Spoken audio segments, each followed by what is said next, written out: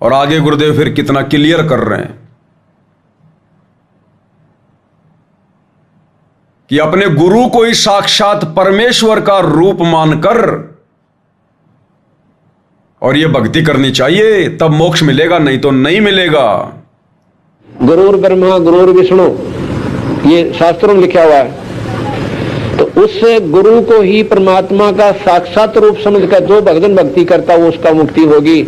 और गुरु ने छोड़कर जो निर्गुण की साधना में लीन हो सो लग 84 में जाएगा, वो मुक्त नहीं हो सकता। गुरु को ही परमात्मा का साक्षात रूप समझकर, अभी पुराना सत्संग है भाइयों और बहनों, अध्यात्म की जड़ है। जो भी कहना था गुरुदेव ने कह दिया शुरू में, उस समय की आत्माएं नहीं समझ पाई। गुरु को ही परमात्मा का साक्षात रूप मानकर तब हमारी भक्ति सफल होगी। दोबारा सुन लो, गुरुर ब्रह्मा गुरुर विष्णु, ये शास्त्रों में लिखा हुआ है। तो उससे गुरु को ही परमात्मा का साक्षात रूप समझकर जो भगवान भक्ति करता है वो उसका मुक्ति होगी। और गुरु ने छोड़कर जो निर्गुण की साधना में लीन हो सो लग 84 में जाएगा, वो मुक्त नहीं हो सकता। गुरु को ही साक्षात परमात्मा का रूप मानकर जो भगत जन भक्ति करते हैं उन्हीं की मुक्ति होगी। अब हाथ कंगन को आरसी क्या, पढ़े लिखे को फारसी क्या, और क्या सुनना चाहोगे भाई और बहनों। गुरु को ही परमात्मा का साक्षात रूप मानकर कि ये मेरा गुरु कोई मानुष नहीं है, कोई जीव नहीं है, कोई मां के गर्भ से जेर में लिपट के नहीं आया, जन्म लेके नहीं आया, साक्षात कबीर भगवान है।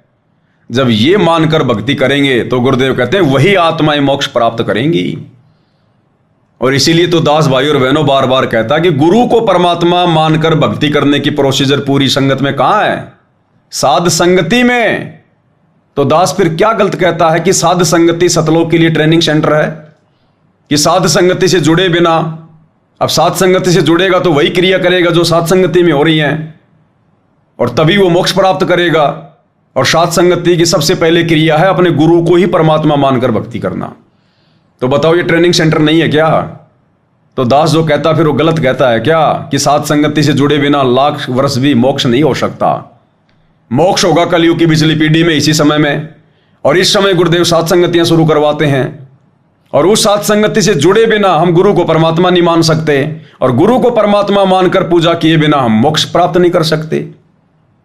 तो अंतिम ऑप्शन साध संगति ही है सतलोक के लिए।